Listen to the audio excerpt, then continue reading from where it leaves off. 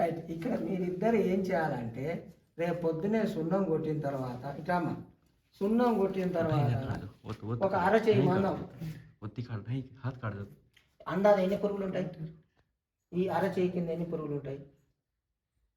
ఒక 20 ఉంటాయో 10 ఉంటాయి. ఎక్కడ మీ ఇద్దరు ఒకరు చెప్పుకోవద్దు. నువ్వు ఒక గుర్తు పెట్టుకో, అన్న ఈ మొత్తం ఈ మంచం వల్ల కానీ ఎన్నో ఒక మంచం వల్ల ఒక గుర్తు పెట్టుకో. సున్నం కొట్టిన తర్వాత ఒక గుర్తు పెట్టుకో. నువ్వు ఇటు సైడు ఆయన అటు సైడు ఎవరు చెప్పుకోవద్దు. నువ్వు గుర్తు పెట్టుకున్నావు అంటే పెట్టుకున్నావు, నువ్వు పెట్టుకున్నావు అంటే ఇద్దరు పెట్టుకున్నావు అంటే పెట్టుకున్నావు అని చెప్పుకోరు, కానీ ఎక్కడ అని చెప్పమాకండి. ఓకే. ఏంటిది అంటే ఇక్కడ పెట్టిన తర్వాత ఇక్కడ ఈ అరచేయి మందం పెట్టిన తర్వాత ఈ అరచేయి మందంలో ఒక 10-20 పురుగులు ఉన్నాయనుకో, ఈ ముక్కు మూతి ఈ రెండు చూడండి.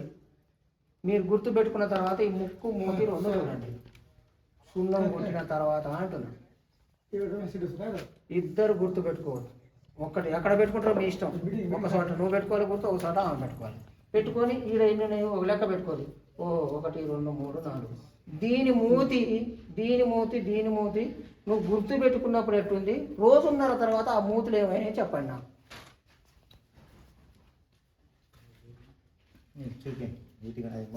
చెప్పిన వాళ్ళకి అన్నీ చెప్పిన. ఇప్పుడు గుర్తు వాళ్ళు అంటే ఇట్లా ఉంటేనేమో మోట్లు పోయినట్టు అని చెప్పిన. 3 లక్షణాలు చెప్పినా కదా. మూత ఎట్టడం ఏమైంది? కొద్దిగా అయిపోయింది.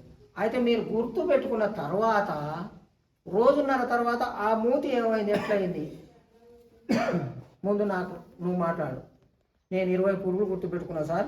నేను గుర్తు పెట్టుకున్నప్పుడు ఈ మూతులని ఇది లావుగా ఉంది, ఇది సన్నగా ఉంది.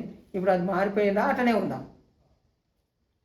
తర్వాత మీ ఇద్దరు నువ్వు నాతో మాట్లాడిన తర్వాత మీ ఇద్దరు మాట్లాడు. నువ్వు ఏడబెట్టుకున్నావు, నువ్వు ఏడబెట్టుకున్నావు.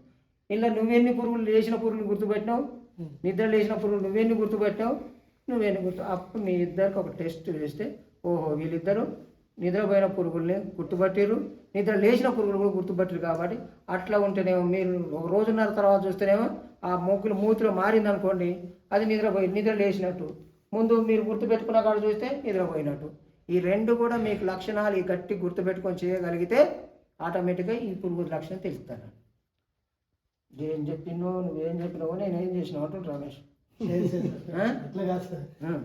అర్థమైంది? ఇప్పుడు నేను చెప్పిన పాయింట్ మీ ఇద్దరికి అర్థమైందమ్మా?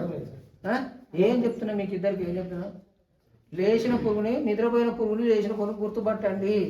ఎట్లా గుర్తుపడతారంటే మొత్తం చూడాల్సిన పని లేదు. ఒక 20 పురుగుల్ని మీరు ఎక్కడో గుర్తుపెట్టుకొని చూస్తే ఇప్పుడు నేను సున్నం కొట్టిన తర్వాత ఆ మూతులు ఎట్టయినాయో చూసుకోండి. రోజున్నర తర్వాత ఆ మూతులు ఏమైనాయో చూడండి. ఇంత ఏం లేవున్నా పోయినప్పుడు నిద్రపోయినప్పుడు ఎట్టున్నాయి, రోజున్నర తర్వాత నిద్ర లేచిన అంటున్నా, 2:30 తర్వాత ఏమంటున్నా, ఆ మూతలు అన్నీ లేచినాయా, అన్నీ మారినాయా, లేకపోతే ఇంకా కొస కట్టనే ఉందా? గుర్తుపెట్టుకుంటా అయిపోయి.